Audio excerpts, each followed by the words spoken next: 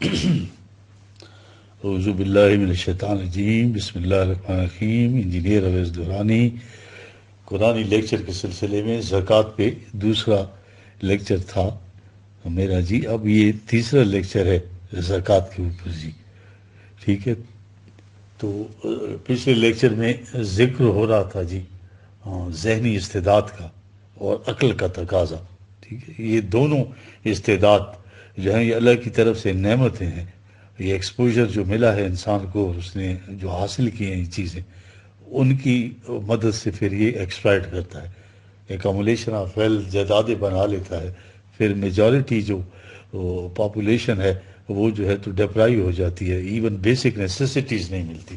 آج کل دنیا میں یہی حال ہے، یہی سلسلہ ابھی تک چلا آ رہا ہے، ٹھیک ہے نہیں۔ اب یہ دونوں گروہ جو ہیں ان کی موجودگی میں جی ہے، یہ تو ربوبیت کا جو سلسلہ پروگرام ہے قرآن کا، جس میں فزیکل سیلف اور ریئل سیلف دونوں کی ربوبیت جو ہے لازمی ہے، اس کی جو مزمر صلاحیتیں ہیں وہ ان کو ایکچولائز ہونا چاہیے۔ وہ میں دونوں گروہ آپ کے سامنے رکھوں گا اور ان کے نظریات، اور پھر دیکھیں قرآن اس بارے میں جو ہے تو اس بابت کیا حل پیش کرتا ہے، تو یہاں پھر اندازہ ہوتا ہے کہ وہی آخر وہی ہے کہ انسانی عقل جو ہے نا وہ اتنی میچور نہیں ہے، نہ وہ اپنے مسائل کے حل کے لیے جو ہے تو اس کے پاس اتنی استطاعت ہے، اتنی استعداد ہے کہ وہ جو ہے تو ان کا حل تلاش کرے۔ یہ وہی حق جو ہے بینند سود و ہما در نگاہ سود و بہبود ہما، اقبال کہتے ہیں نا کہ یہ وہی حق ہے جس کی روح سے جو ہے تو آپ مفاد عامہ جو ہے فی سبیل اللہ جس کو قرآن کہتا ہے، ہر وہ چیز جو دوسرے کے لیے کی جائے اسے قرآن فی سبیل اللہ کہتا ہے، ٹھیک ہے جی۔ یہ بہبود خیر جس کو اقبال نے کہا ہے۔ اب دیکھیے نا، یہ سرمایہ دار جو ہے تو ان کے ذہن میں ہوتا ہے کہ بھائی اور یہ غریب کی مدد کیوں کی جائے، ٹھیک ہے جی۔ ہمارے پاس اس سوال کا کوئی بھی عقلی جواب نہیں، کیونکہ ہمدردی کا تقاضا جو ہے نا وہ تو ایموشنز کے ساتھ ہے، انٹلیکٹ کے ساتھ نہیں ہے، وزڈم کے ساتھ نہیں ہے۔ حالانکہ اس کا یہ انکار بے عقلی کی دلیل نہیں بلکہ وہ اخلاقیات سے آری، ہم کہیں گے کہ یار یہ تو بڑا سنگ دل ہے، کیونکہ اس نظریے میں انسانیت کے بلند اور پست جذبات ہوتے نہیں، ان کے پاس ہاں انسان نام ہے صرف جسم کا۔ اب جس بات میں اسے فائدہ نہ ہو تو وہ کبھی بھی نہیں کرے گا، اگر سچ بولنے میں فائدہ ہے تو سچ بولے گا، اور جھوٹ بولنے میں فائدہ ہے تو جھوٹ بولے گا، بس جس میں مفاد ہو تو وہی کرے گا۔ عقل کا تقاضا یہی ہے۔ مادہ پرست یعنی یہ جو میٹیریلسٹک کنسیپٹ آف لائف کے جو حاملین ہیں وہ تو خالص عقل کے پیرو ہیں جی، یہ غریبوں کی مدد بھی کرتے ہیں اور اپنے اوپر دیگر اخلاقی پابندیاں بھی عائد کرتے ہیں، کیونکہ honesty is best policy, as a policy ایسے کرتے ہیں، اس میں فائدہ ہوتا ہے ان کا۔ اس کی وجوہات کی تفصیلات سے خود مغرب کے جتنے بھی یہ اخلاقیات کے اسکالرس ہیں وہ سارا لٹریچر بھرا ہوا ہے، مگر اس بات پر سب متفق ہیں کہ عقل کبھی بھی جو ہے اخلاقیات کی محرک ہو ہی نہیں سکتی، کیونکہ اخلاقیات کا تعلق جو ہے وہ مفاد خیش سے بلند اگر ہو جائیں آپ تو تب ہوگا، جو عقل کے بس کی بات نہیں کہ مفاد خیش کو نظر انداز کر کے دوسرے کے مفاد کی فکر کرنے لگ جائے، ٹھیک ہے جی۔ عقل کا تقاضا محض تحفظ خیش ہے جی، سیلف پریزرویشن۔ اس باب میں انسان اور حیوان ایک سطح پر ہیں، اس لیے ان کے ہاں حرام و حلال، جائز و ناجائز میں کوئی فرق ہی نہیں۔ یہ بات جو ہے نا ضرور پیش نظر رکھے کہ مفاد خیش کا تحفظ اور اس کی خاطر جتنی بھی ہیلا جوئیاں ہیں اور فریب تراشیاں ہیں وہ عقل کا نقص نہیں بلکہ اس کا یہ فریضہ ہے، صرف قانون کا خوف اسے جرائم سے روکتا ہے، اور اگر وہ اس کا بھی انتظام کرے تو پھر اس کو حدود شکنی سے کوئی طاقت نہیں روک سکتی۔ اندازہ لگائیں، عقل تو خود ایک خداوندی ملکہ ہے اور اس سے مختلف کام لیے جا سکتے ہیں۔ جب اس کے انفرادی مفاد کے جذبات اس سے کام لینا چاہیں تو ذاتی مفاد کے حصول کے لیے ہر قسم کی جائز و ناجائز تدابیر اختیار کرتی چلی جائے گی۔ یہ عقل جو ہے یہاں وہی خداوندی کی ضرورت ہوتی ہے، لیکن جب اسی عقل کو اقدار کے تابع رکھ کر کام لیں گے تو یہ سود ہما جو میں نے ابھی شعر پڑھا تھا انسانیت کی فلاح و بہبود کے تقاضے پورے کرے گی۔ اب سوسائٹی کو دیکھیں، معاشرے کو اگر کسی جزیرے میں ایک ہی انسان رہتا ہو تو وہاں مفاد خیش اور مفاد غیر کا سوال ہی پیدا نہیں ہوتا. یہ معاملہ وہاں بگڑتا ہے جب دو انسان اکٹھے مل کر رہیں اور ایک سوسائٹی ہو تو وہاں باہمی مفاد میں کلیش ہوگا. یہ ہے وہ مقام جہاں معاشرتی قوانین اور اخلاقی ضوابط کی ضرورت ہوتی ہے. اب یہ سب مل جل کر رہتے ہیں تو معاشرہ وجود میں آ جاتا ہے. ٹھیک ہے جی. یہ ہر فرد کی عقل جو ہے وہ اپنے مفاد کا تحفظ ہے، اس لیے وہ زیادہ سے زیادہ جمع کرنے اور سمیٹنے فکر میں ہوتی ہے. وہ اس کلیش میں زیادہ عقل و استعداد والے زیادہ سمیٹ لیتے ہیں اور عقل مفاد غیر اور نئی غیر عقل کی ضوابط کی پابند ہوتی ہے. ٹھیک ہے. معاشرہ سوشل آرڈر قائم کرنے کے لیے قوانین وضع کرتا ہے جس کی گرفت میں بالعموم کمزور عقل والے آ جاتے ہیں اور عقل ہیلا جو فریب کاری سے بچ جاتے ہیں. سزا سے اب اسی تحفظ خیش کا جذبہ گروہ بندیاں جو ہے یہ ہرڈ انسٹنکٹ پیدا کرتا ہے. ٹھیک ہے. کیونکہ گروہ میں تحفظ محسوس ہوتا ہے، کسی جماعت میں ہو تو تحفظ محسوس ہوتا ہے. اور اس طرح قبائلی زندگی کا آغاز ہوا جو آج نیشنلزم کی افریت میں منہ اٹھائے کھڑا ہے. اس میں ایک فرد کی عقل جو دوسرے فرد کے ساتھ کرتی ہے وہی ایک قوم کی اجتماعی عقل جو ہے دوسری قوم کے ساتھ کرتی ہے. اس میں جائز و ناجائز کا فرق مٹ جاتا ہے اور اپنی قوم کا مفاد خاص ظلم و استبداد پر کیوں نہ مبنی ہو تو وہ جو ہے پیٹریٹزم بن جاتا ہے. اس کے برعکس اپنی قوم کے مفاد کے خلاف کام جو ہے وہ بغاوت ہے. یہ ہے قومی شعور یعنی قومی اقول کا فیصلہ. سن رہے ہیں آپ؟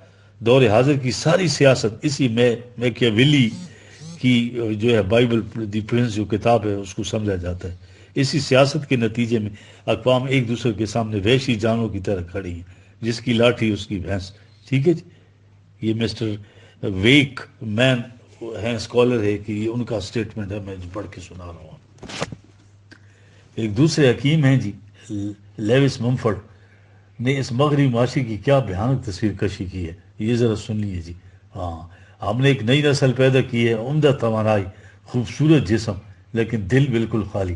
وہ نسل جس کے نزدیک زندگی کا کوئی مقصد ہی نہیں.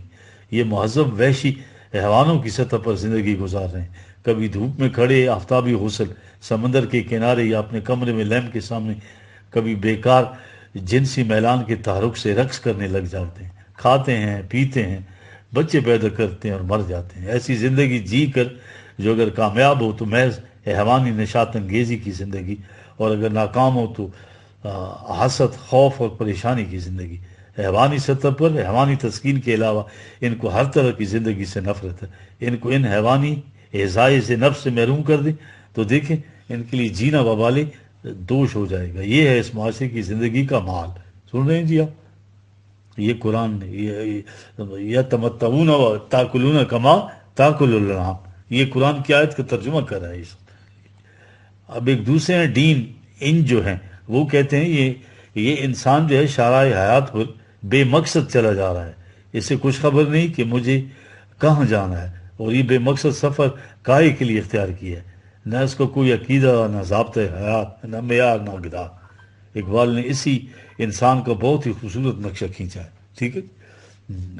کہتے ہیں عشق ناپید خرد می گزش صورت مار، عقل کو تابع فرمان نظر کر نہ سکا. ٹھیک ہے. عشق وہی مراد ہے اور صورت میں گزش ڈسنے والا ہے بغیر وہی کے. گزیدن کہتے ہیں ڈسنے کو، ڈھونڈنے والا ستاروں کی گزرگاہوں کا، اپنے افکار کی دنیا میں سفر کر نہ سکا.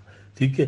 اپنی حکمت کے خم و پیچ میں الجھا ایسا آج تک فیصلہ نفع و ضرر کر نہ سکا جس نے سورج کی شعاؤں کو گرفتار کیا، زندگی کی شب تاریک سحر کر نہ سکا.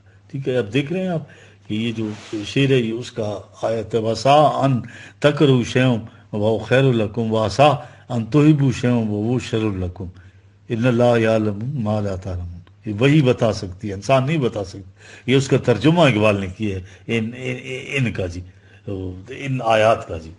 اب ایک گروہ آتا ہے جی یہ روحانیین کا، روحانی تصوف والے. ٹھیک ہے جی. اب آئیے ذرا ان کو جانتے ہیں پھر کہ یہ ان کا کیا نقطۂ نظر ہے. ٹھیک ہے جی. ایک تو مادین کا نظریہ کہ زندگی کا مقصد صرف جسمانی پرورش ہے اور پلیجر ہے بس. یہ قوم فرد کو اپنا مفاد پیش نظر، ہر قوم اور فرد کو اپنا مفاد پیش نظر رکھنا چاہیے. دنیا میں حق و باطل کا یہی معیار ہے بس. دوسرا افلاطونی روحانیین کا نظریہ کہ دنیا فریب ہے، اس کی کوئی حقیقت نہیں، دنیا سے دور بھاگو، اور ترک آرزو اور ترک لذائز مقصود حیات کا راز اسی میں مضمر ہے۔ اسی نظریے کو یہ تصوف کہتے ہیں۔ یہ دنیا داروں کے مقابلے میں ان کو خدا پرست کا نظریہ کہا جاتا ہے۔ سارے مسلمان اسی خدا پرستی کا شکار ہیں، ٹھیک ہے۔ اسے عرف عامہ میں آخرت سنورنا بھی کہتے ہیں۔ یہ شروع سے دنیا میں دو گروہ منقسم ہے، یہ دور حاضر کی پیداوار نہیں ہے۔ اب ربوبیت یعنی انسان کی جو مضمر صلاحیتوں کی نشو و نما نہ تو مادیین کے ہاتھ ممکن ہے اور نہ دوسرے روحانیین کے ہاتھ، کیونکہ انسانی ذات کا تشخص بھی اپنے اصل میں مل کر کھو جاتا ہے ان کے نظریے میں تصور کے نا۔ یہ تو کہتے ہیں کہ وصل وصال ہو جاتا ہے۔ اسی نظریے نے تو بستیوں کو قبرستانوں میں تبدیل کر دیا۔ اقبال نے انہی دو کا ذکر کیا ہے، کہا نا مغرب زتوبے کا نا اور مشرق ہما افسانہ۔ آئیے ذرا قرآن کا دروازہ کھٹکھٹاتے ہیں اور دیکھتے ہیں کہ قرآن اس بارے میں ہمیں کیا گائیڈ کرتا ہے۔ جی قرآن نے دونوں نظریات کو باطل قرار دیا ہے، روحانیین اور مادیین کو۔ آئیے ملاحظہ کریں ان دونوں کے بارے میں کیا کہہ رہا ہے، ٹھیک ہے جی۔ یہ دیکھیے اب قرآن نے جو ہے تو روحانیین کا نظریہ تو اتنا بودا اور کمزور ہے کہ زیادہ قرآن نے دلائل نہیں دی۔ 57/27 آیت ہے، ورابانیہ تو نبتدو ہا وما کتبناہا علیہم الا ابتغاء رضوان اللہ، ٹھیک ہے جی۔ فما رعوہا حق رعایتہا، یہ مسلک ربانیت ان کا خود تراشیدہ ہے، ہم نے اس کا حکم نہیں دیا تھا۔ ان کے خیال کے مطابق زندگی کے وہ نتائج حاصل ہو جائیں گے جو اللہ نے مقصود ہو قرار دیے ہیں، لیکن اول تو ان کا یہ خیال ہی غلط تھا۔ اسے یہ روش بجائے خیش ایسا ناممکن عمل تھی، انہوں نے اسے اختیار تو کر لیا لیکن نبھا نہ سکے۔ یہ ہے ترجمہ ہے۔ رابانیت نے کیا کیا؟ کشمش حیات سے فرار کا نام ہے یہ، جو زمانے کے ٹھوس تقاضوں کا سامنا کرنے سے شکست خوردگی کا اعلان ہے۔ بھلے اس قسم کا مسلک اس اللہ کی طرف سے کیسے وہی ہو سکتا تھا جس نے العلام کہہ دیا تھا۔ اور یہ دیکھیں 45/13 سخر لکم ما فی السماوات و ما فی الارض جمیعا منہ، جی کائنات کی پستیوں اور بلندیوں میں جو کچھ ہے سارے کا سارا اسے قانون کی زنجیروں میں اس لیے جکڑ کر رکھا ہے تاکہ تم ان کو کام میں لے سکو۔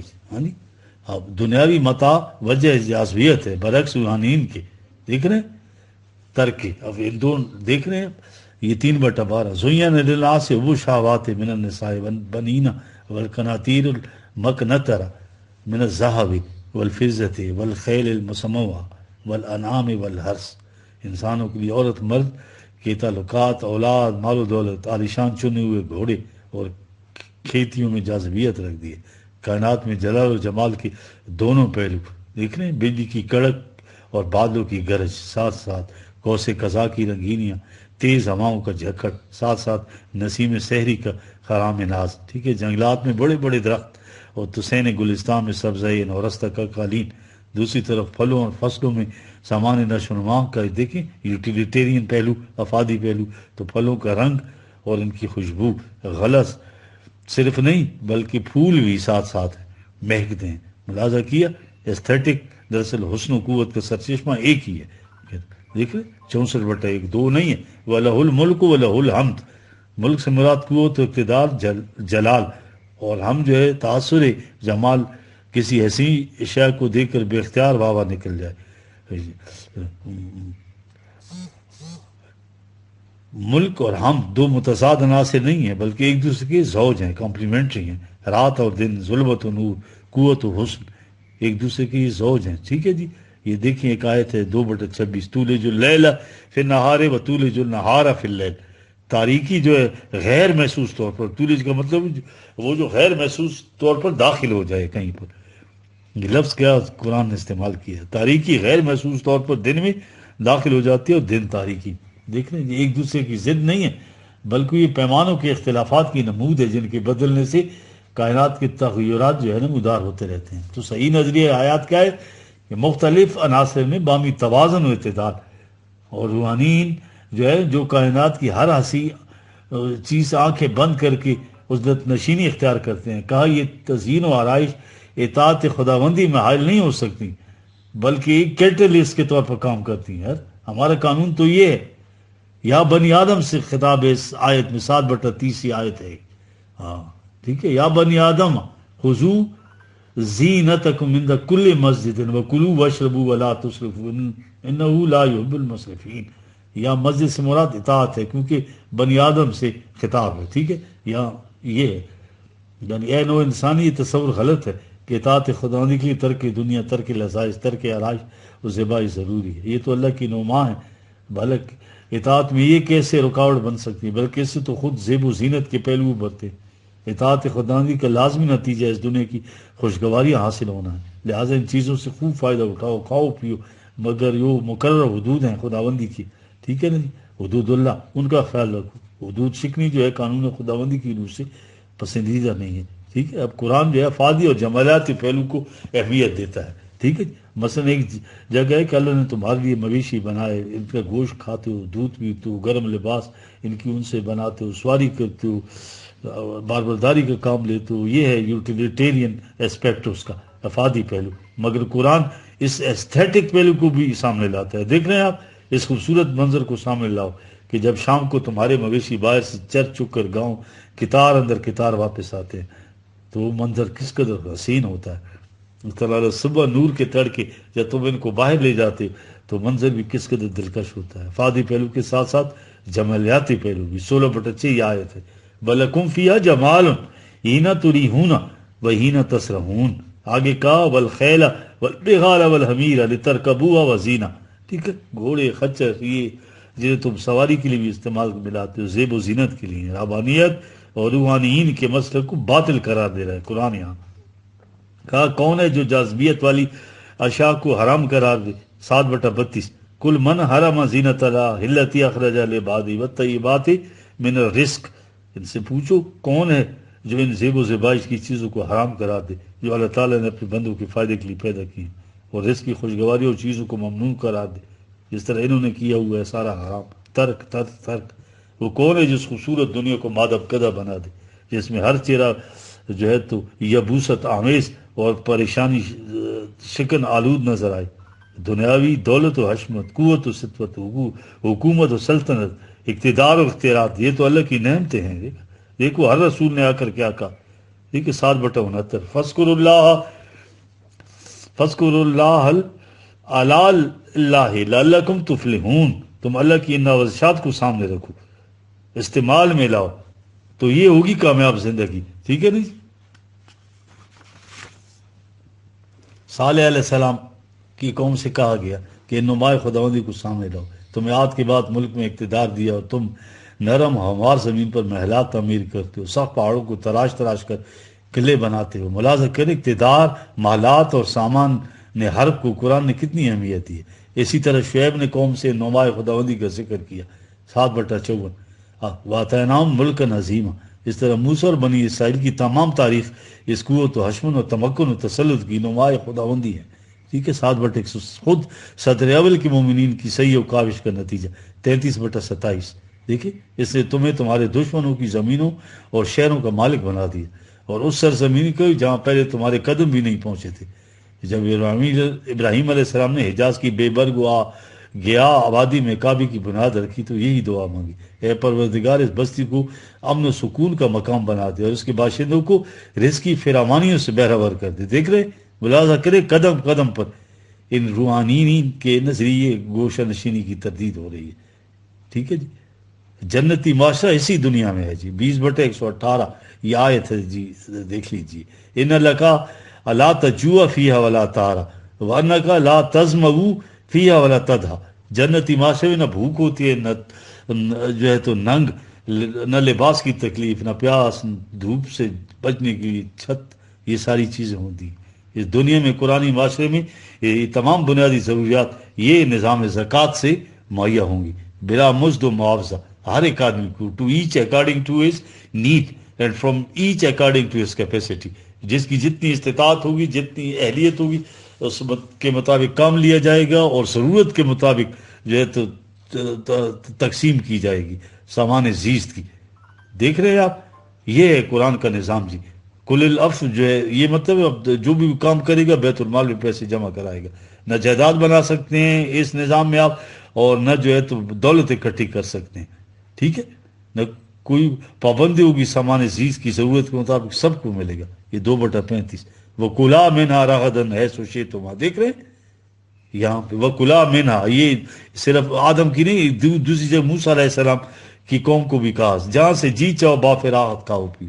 یہی الفاظ بنی اسرائیل سے کہے گئے تھے جب ان کو فرعون کی غلامی سے نکال کے سینا کی وادیوں میں لایا گیا. دیکھا 2/58 وَإِذَا قُلْنَا ادْخُلُوا هَٰذِهِ الْقَرْيَةَ فَكُلُوا مِنْهَا حَيْثُ شِئْتُمْ رَغَدًا، حیث شئتم وہی الفاظ ملاحظہ کیا. قرآن اس دنیا میں بلا مزد و معاوضہ سامان زیر کی فراہمی کی گارنٹی دیتا ہے اسی نظام کے ذریعے، زکوٰۃ کے ذریعے. سامان خورد و نوش اور دیگر ضرورت زندگی کے اصول میں نہ مشقت ہوگی اور نہ تکان. 35/35 الذی اعلنا دار المقامت من فضلی لا یمسنا فیہا نصب ولا یمسنا فیہا لغوب. ٹھیک ہے، اس رزق کی فراوانی کو دیکھ کے اہل جنت جو ہیں وہ شکریہ ادا کریں گے جو اپنی محنت سے قائم کریں گے. دیکھ رہے ہیں آپ 35/34 عذب ان الحزن. ٹھیک ہے جی، یہ ہے وہ معاشی نظام جی. ٹھیک ہے، شکر ادا کریں گے اللہ کا جو اپنی محنت سے قائم کرے گی.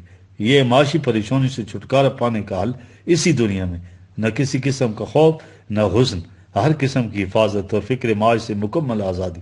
سامان خود و نوش، آرائش و زیبائش کی فراوانیاں، ہر قسم کے فنون لطیفہ، موسیقی، لٹریچر، شاعری، سائنس اور ٹیکنالوجی کا عروج، دنیا کی ساری چیزیں. ہر ممبر جو ہے ہوگا اس کا، ہر آدمی کو دنیا کے، قرآن تو پورا رب العالمین کی بات کرتا ہے جی. یہ تو پہنچتے پہنچتے ہر آدمی تک رسائی ہوگی، اس کی دسترس ہوگی. آسائشوں اور خوشگواریوں کا سارا سامان فراوانی سے ہر ایک کو 76/12 جنتن و حریرہ، ریشم و کنخا کے ملبوسات، مسندے اور صوفے، پھلوں کے ڈھیر پڑتے جائے پھر آپ، ہر قسم کے، سارا قرآن بھرا ہوا ہے. چاندی اور سونے کی کٹلری اور برتن، باریک و دبیز حریر و اطلس کے ملبوسات. ٹھیک ہے، کرٹنز، ہیرے اور جواہرات کے مرصع زیورات، دودھ اور شہد کی فراوانیاں، نہریں، ہر قسم کے پھل اور گوشت، نرم و نازک لباس اور قالین. غرض کے اس دنیا میں جنتی نظام قائم کرنے کا نتیجہ 50/35 لہم ما یشاؤون فیہا، لہم ما یدعون، جو مانگو گے ملے گا. یہیں پر 43/72 فیہا ما تشتہی الانفس فیہا ما تشتہی الانفس وتلذذ الاعین، ہر وہ شے جس سے دل کو سرور اور آنکھوں کو ٹھنڈک ملے گی. یہ ہے وہ سوسائٹی جو قرآن تعمیر کرنا چاہتا ہے اسی دنیا میں، اسی قرآن کے ذریعے، جسے قرآن زکوٰۃ کہتا ہے. یعنی ایسی حیرت انگیز ویلفیئر سوسائٹی، قرآنی اقدار پر ہی جنتی معاشرہ اسی دنیا میں قائم ہوتا ہے. مرنے کے بعد کی جنت تو تمثیلی ہے جسے ہم شعور کی موجودہ سطح پر نہیں سمجھ سکتے. قرآن کی روح سے جنتی زندگی آسائشوں اور خوشحالیوں والا معاشرہ ہے جو اگر اس دنیا میں قائم کر دیا تو یہی اگلے سفر پر ساتھ ہوگا. ٹھیک ہے جی، اب دیکھیے روحانیین اور قرآنی نظریہ، ایک باطل ہے دوسرا حق ہے. ٹھیک ہے، اب میری لیکچر سے بات سامنے آ گئی نا کہ قرآن کی روح سے دنیا کی خوشگواری اور خوشحالی کی زندگی جنتی زندگی ہے. انسانی حسن عمل کی جزا حکومت و سلطنت، دولت و ثروت ہے جی. رزق کی فراوانیاں، ضروریات زندگی کی طرف سے اطمینان، کامرانیاں، فوز و فلاح کا جنتی معاشرہ. اس کے برعکس ذلت و رسوائی، محکومی اور کمزوری، بے بسی اور بے کسی، بھوک اور خوف، اللہ کا عذاب اور جہنم، یہ جہنمی زندگی ہے. یہ اس قوم پر مسلط ہوتا ہے جو اس کی قوانین سے اعراض برتتی ہے. اب روحانیین کا یہ نظریہ کہ دنیا کی جاذبیت کو قابل نفرت اور ذلت و خواری، فقر و فاقہ کو جنت کی نشانی قرار دیا جائے، تو یہ تو سراسر باطل نظریہ قرآن کے خلاف ہے. اب دوسرے نظریے پہ آ جاتے ہیں ہم جی. وقت تھوڑا ہے تو میں تھوڑا اس کو مختصر کروں گا. ٹھیک ہے، مادیین کا میٹیریلزم جس کو کہتے ہیں، میکینسٹک جو کانسیپٹ آف لائف، زندگی بس ان کا نظریہ، زندگی بس اسی دنیا کی ہے جی. ربوبیت سے مراد کیا ہے ان کے ہاں؟ صرف جسم، فزیکل سیلف کی پرورش ہے بس. اس لیے تو ان کی ویلفیئر اسٹیٹ میں سب سے زیادہ خودکشیاں ہوتی ہیں. اطمینان اور سکون کا فقدان ہے، اور موت کے بعد جس میں انسان بس مٹی مل کر گل سڑ ہو جائے گا، وہی قدیم نظریہ. ان کی تگ و تاز کا منتہا عیش و آرام، کھانے کو عمدہ غذا، پہننے کو اچھے کپڑے، گھر اور دیگر آرائش ہے کہ سب میسر ہوں تو زندگی کا مقصد پورا ہو گیا. ٹھیک ہے جی. قرآن اس نظریے کو باطل اور علم سے بے خبری قرار دیتا ہے. انسان کو جسم کے ساتھ نفس، ذات، پرسنالٹی بھی دی گئی جو حیات جاوید حاصل کر سکتا ہے، اس لیے موت سے زندگی کا خاتمہ نہیں ہوتا. ٹھیک ہے، مادیین کے نظریے کے تحت اس دنیا میں بھی تمام انسانوں کو ضروریات زندگی فراہم کرنے کا خاطر خواہ انتظام نہیں ہو سکتا. کیا ہے انہوں نے، ساری دنیا بھوک سے بل بلا رہی ہے مادیین کے نظریے سے جی. قرآنی نظام میں ربوبیت کیا ہے؟ اب قرآن کیا حل پیش کر رہا ہے؟ ٹھیک ہے جی، تو اب ادھر اس کی طرف آئیں گے جنتی معاشرہ. ٹھیک ہے، ان دونوں کے خلاف قرآن جو نظام تجویز کرتا ہے کہ تمام بنی و انسان کو نہ صرف ضروریات زندگی کی بہم رسانی کا اطمینان بخش انتظام ہو جائے، بلکہ ان کی ذات کی جو مضمر صلاحیت ہے وہ بھی نشو و نما پا کر اگلی منزل طے کرنے کے قابل ہو جاتی ہے. یہ جو ایکچوئل پروگرام تو اگلی منزل طے کرنے کا ہے. ٹھیک ہے نا، وہ تو انہوں نے خارج ہی کیا ہوا ہے اس کو جی. مغرب سے تو بیگانہ اور مشرق ہم افسانہ. یہ یاد رکھے کہ نفس انسان کی نشو و نما اس کے جو فزیکل سیلف کے ذریعے ہوتی ہے نا، اس لیے اس کی جو طبیعی جسم کا تندرست و توانا ہونا بہت ضروری ہے. اس عرضی سطح پر زندگی ہر انسان کی مادی ضروریات کا پورا ہونا خوشگوارانہ انداز میں بہت ضروری ہے. مادی ضروریات مقصود بذات نہیں، یہ انسان کے ریل سیلف یعنی ذات جو ہے پرسنالٹی کے نشو و نما کے بلند مقاصد کے حصول کا ذریعہ ہے. جس طرح گھوڑا انسان کو اس کی منزل مقصود تک پہنچانے کا ذریعہ ہے. انسانی دنیا اپنے اختیار و ارادی کی روح سے اللہ تعالیٰ کی تمام ذمہ داریاں انسان پوری کرتے ہیں جو حزب اللہ کہلاتی ہے. اللہ براہ راست رزق نہیں دیتا بلکہ اس نے زمین میں رزق نکالنے کی صلاحیت مضمر کر دی ہے، اور جس انسان اپنی محنت و کاوش سے حاصل کر کے اسے معاشرے کی فلاح و بہبود کے لیے بلا مزد معاوضہ استعمال کرے گا. کہتا ہے زمین میری ہے، سب کچھ میرا ہے. ٹھیک ہے، تو جو کہے گا کہ زمین میری ہے تو شرک کرے گا. اور یہ سرائے بھی سارے میرے ہیں، جس طرح میں نے کہا ہے تو اسی طرح استعمال کرے، ورنہ پھر یہ زمین چھوڑ دیں آپ، کوئی دوسری زمین اپنے لیے تخلیق کرے، وہاں کریں جو مرضی ہے کریں. اس کا مالک تو میں ہوں، اللہ کہتا ہے. تو صرف اپنی ضرورت کو رکھ کر باقی سارے کا سارا مرکز میں جمع کراؤ، اور مرکز اس کے ذریعے یا زکوٰۃ کا نظام چلائے گی جو درجہ بدرجہ سارے نو انسان تک پہنچانا ہوگا. یہ ہے تفسیر رب العالمین کی جی. نفس انسانی اور ذات جو ہے ریئل سیلف، ایکچوئل تو پروگرام اسی کا ہے جی.